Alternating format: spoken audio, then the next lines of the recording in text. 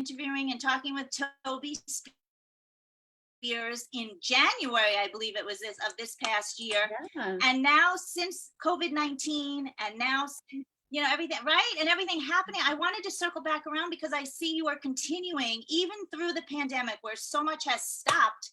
Yeah. You have pivoted and continue to just do amazing things for the families in Guatemala. So I wanted to circle back around and have you share all the awesomeness that you're continuing to do. So welcome back, Tobie Spears. Thank you, Janet. So great to see you. Thank you. Yeah, what a great way to spend a Saturday for sure. Yeah, thank you. So things are good. I mean, our pivot, of course, was that the borders closed. And so we weren't able to do our annual trek, our annual 3-day adventure, or 11-day adventure tour in Humanitarian tour. So instead, we've just been feeding families. So hunger is a problem in developing countries that is hitting definitely thanks to COVID. So many people are unable to get out and get to work, even when they had meager incomes before COVID. That has all been wiped out. So what we're doing is just feeding families and feeding children. And so we started a really cool nutritional initiative, and we are providing 460 meals a month for our families and our kiddos, and it's super fun. It's super fun. I saw some video, I saw some posts, and can you just tell me a little bit more about what it is that you're doing to make that happen? I mean, that's a lot of meals that are just serving a lot of families in need.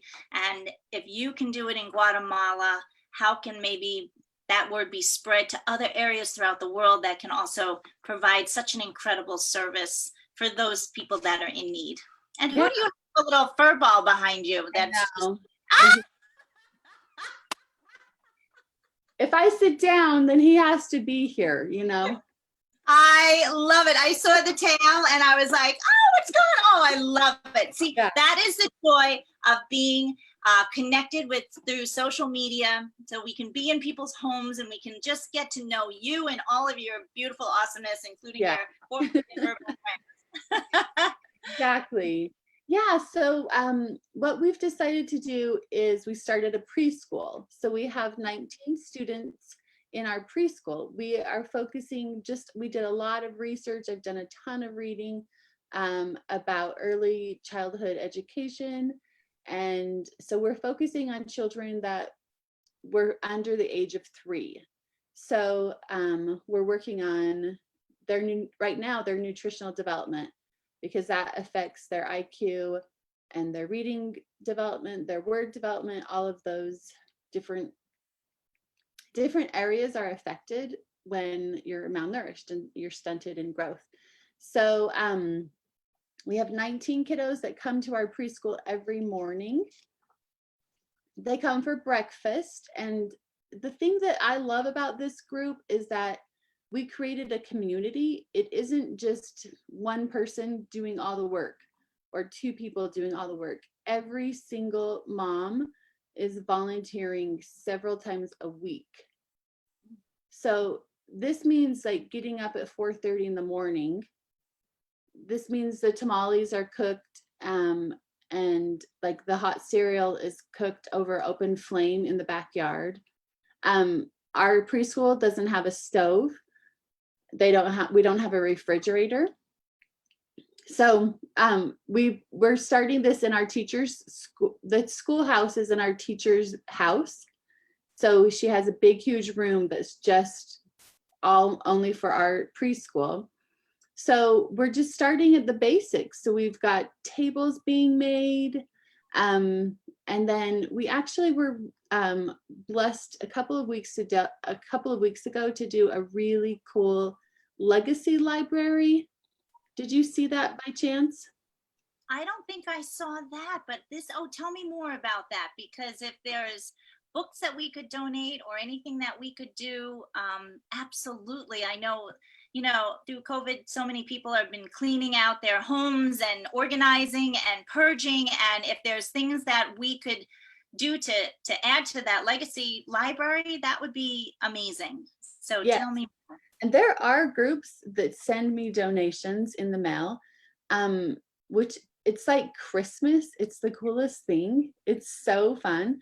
And there, so there was a young gentleman that was killed in a car crash. He and his family live in Connecticut.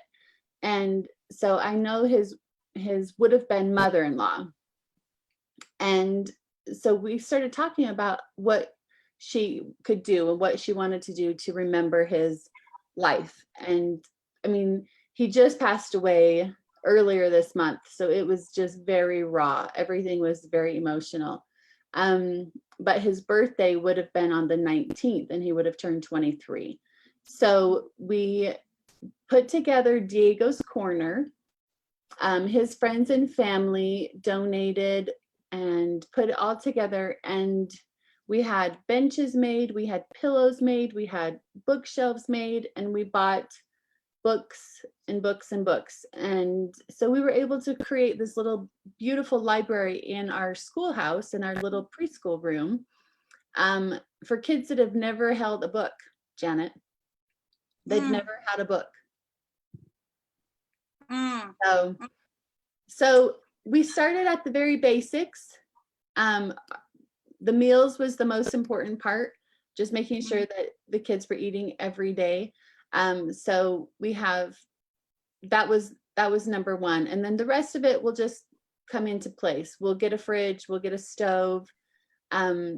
So if anyone's interested in working with us, we still do have sponsorship opportunities available. If anyone's interested in sponsoring one of our kiddos, we've got educational sponsors we're in need of, and nutritional sponsors. Okay.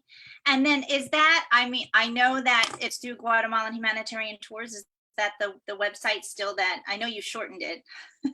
Yeah, to make it easy to get to, yeah. which is great. So our listeners could then go to that site to to find out information on how to do that. And I know that you're very beautifully active on social media in Facebook, which is great because I saw the pictures of the kiddos. If you wanted to sponsor a child or send a donation to add to help feed these little people that always just touch our heart. But the beautiful, I mean, there's so much magic in the book, and that just warms, as a teacher, myself years and years ago, to just, they find so much joy in opening a book. And in today's technological age, there is still such a gift to opening up and having somebody sit on your lap and read a story and talk about what they see in the story and what they want to add to the story. And just, it's such a beautiful way to make that human connection, which is just fabulous.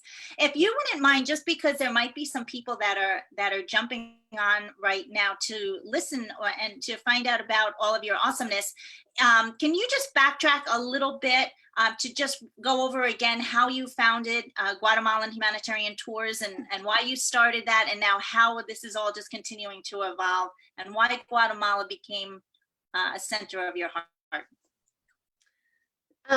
So we started a nonprofit organization officially just 2 years ago.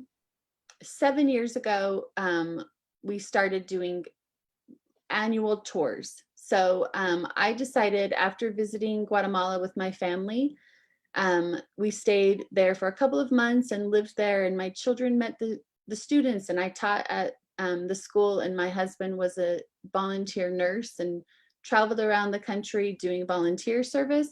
When we returned, I told my girls that this was something our souls needed. Like, we just needed to do this every year, just to give back. And so we started traveling, and that was just, Guatemala just has a part of my heart.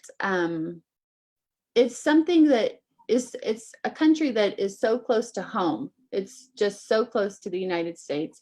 But it's like traveling back in time. People still cook their meals over open flame and still wear their traditional Mayan dress, and they still have their traditional languages that are spoken. 27 languages are still spoken besides Spanish. So it really is, I wanted to offer an opportunity for someone to travel like outside of their bubble, and it's like traveling back in time. So And I, go ahead. no, go ahead, Janet. No, I was just saying, I remember our last conversation so fabulously too, and the fact that you bring groups of teenagers there. And I love the fact when you say to get them out of their bubble. Yeah. And in this day and age where there are so many children who are struggling, yet there are also so many children who are privileged who don't necessarily go past their bubble to see what really is out there in the world. And I just, it's so fantastic that you provide those opportunities, and you bring, how many kids, 11 teenagers out with you? Our group can be up to 18. 18. And we're in country for 11 days. So we do a humanitarian project every day. So we're volunteering every day in a different, whatever fashion. So at a school, at an orphanage, at our preschool, we'll be serving breakfast. We'll be doing whatever it is that our hands can, however our hands can help. We also get to do like a more physical activities and build garden boxes for families, so we can teach them sustainability. And then wood burning stove installation, that's another great project that we've got going on. That's helping with decreasing pollution and decreasing deforestation. And it's just win-win for asthma, for the health of the family inside the home. It's just a great project we've teamed up with. Wow, it's amazing how, I mean, here you are, right? You jump in to start this foundation, and there's so many people that are home right now saying, what can I do? What can I do? What can I do? What would you give? What kind of advice would you give to those people that are sitting there right now saying, gosh, what can I do? What can we do? How do I get started? I have an idea. Where do I go with it? Okay, so my suggestion would be to find somebody that's doing something that resonates with you and join forces. I mean, the nonprofit world is a lonely world. And there's a lot of us that don't have the support we all already need. So if you instead of like going and starting your own, find somebody that you want to support and make their organization even better. That would be like my 2 cents. And I have like an amazing board. I have amazing board members with people who support me every single month and do just that. Because it's not possible without a group. Like, I mean, there's a lot of work, but it's not possible to do it all. So, yeah, it's just find somebody that does it and that you want to support. But it's everywhere. If Guatemala doesn't resonate with you, then, you know, your local homeless shelter, your local recovery center, anywhere, you know, your local soup kitchen, there's always need. Wherever it is, there's always need. It's so true. Sometimes it's in your own neighborhood, in your own backyard. And I found that to be true with some kids who just heard of stories in their own districts. And especially during COVID, it was beautiful. You know, throughout this whole pandemic, so many people have said, oh, these are all the things we can't do. We're stopped here, we're stopped there. We can't. But yet, as you start hearing these stories, there is so much that is happening. There is so much that people have jumped into, you know, help gather food and deliver food to, you know, the first responders and just people on the front line, and then to other people too, because there's hardship happening everywhere, but there's also beauty and joy and community and family that's really just that's really united. And I think now more than ever, I call it the drip that rips, the ripple effect of awesomeness, is that we need those drips more than ever, because it's easy when something initially happens to want to like do everything and help. But, you know, we're going 5 months, 6 months. This is now continuing, and we have to still keep that energy focused on serving others. And that's definitely what you're doing, because when you said, oops, borders are closed, I can't travel, we can't bring our groups, we can't, you're like, this is what we can do. Right. And I just think that is just absolutely spectacular. And I know that you work with a tribe and you've got a full-blown support behind you and in front of you and all around you. And you're right, that's the best 2 cents advice ever, is to just find what resonates with you and link arms with other people, because it does take a tribe. It takes a whole community to truly make an impact, even though a single drip also makes just such a beautiful ripple and gets everything started. So here you are, you're in Utah, and I made a mistake. I actually said you were from Ohio, but you're from Utah. And, and so I have to correct myself, and next time I rave about you, because I talk about you all the time. Whenever I talk about the drip program, I'm like, and then there's this mom in Ohio, and I'm like, it's Utah. But I get so excited that I hear your story. So I have to correct myself on that one, but still see, I mean, and see how your drip in where you are is now influencing and rippling all the way to Guatemala. And that's the mission. That's what I want people to realize, is that you don't have to necessarily attack the whole world, because you'll get to the whole world by the little things that you're doing each and every day to serve others. So that's really just truly wonderful. And I know that your family's involved with it too. Is your daughter, she's a sophomore? She's at school now, or? Yeah. So she's a freshman, and we have school in session now. So she goes 5 days a week.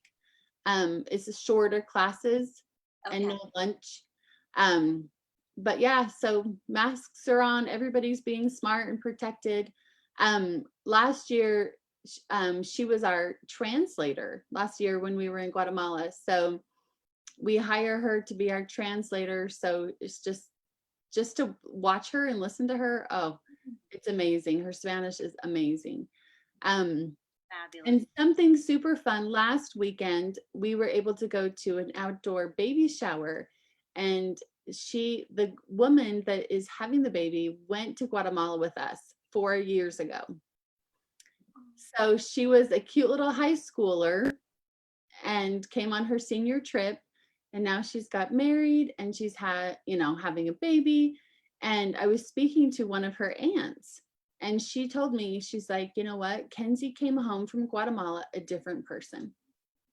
And I was like, really? Tell me about that, because I didn't know her before, right? So I don't know, and she just said that she had such a deeper appreciation for her parents, for her life, for her home, just for everything. She just had, and then she had like a sense of understanding about how other people live in this world.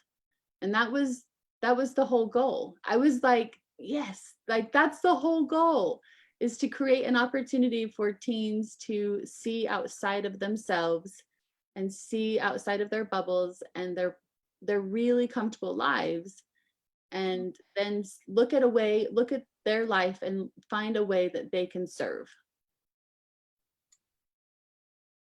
Drop the mic. It's like, isn't that what we want for all of our children, is so that they can see that they matter and that they can make this impact in the world. And as a mom, I mean, that's the cherry on the sundae.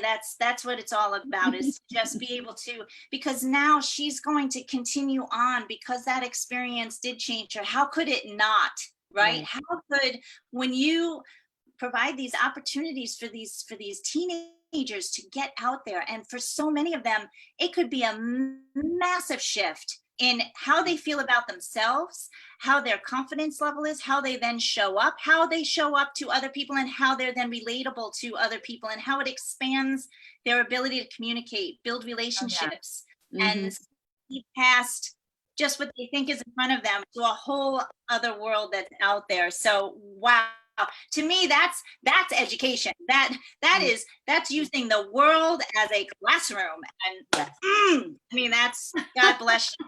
I mean, God, I just get so excited about that. And I've been working with some other youth organizations and working with teens. And so I'm going to make sure that you guys even link up because Awesome. I think that would be fantastic. So I'll connect you with a few of the people that I've recently been in contact with, and it's just Perfect. exciting stuff in the horizon. So I think as all of these places that are working with our youth sector connect and work on how we can further expand our youth and how we can further expand their personal development and their character education, and just know that, man, they have abilities to just completely shine, and then you've given them pathways to do that. So is there anything else that you'd like to share as far as how we can get your word out, or how we can, pass the word around to just get more stuff to you? I remember like the backpacks that you had, all of these backpacks that were going to Guatemala. We do.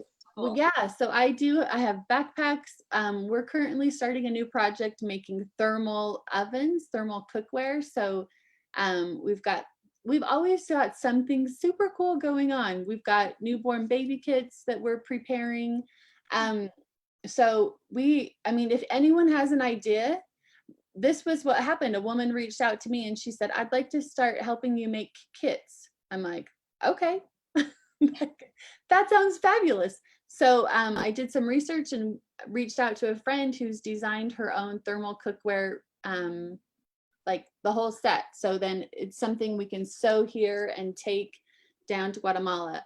It's just like so efficient and so smart, especially dealing with countries that don't have, very consistent electricity and consistent stoves and fridges. And so so there's a million ways to get involved. If something that I've said today resonates with you, then reach out.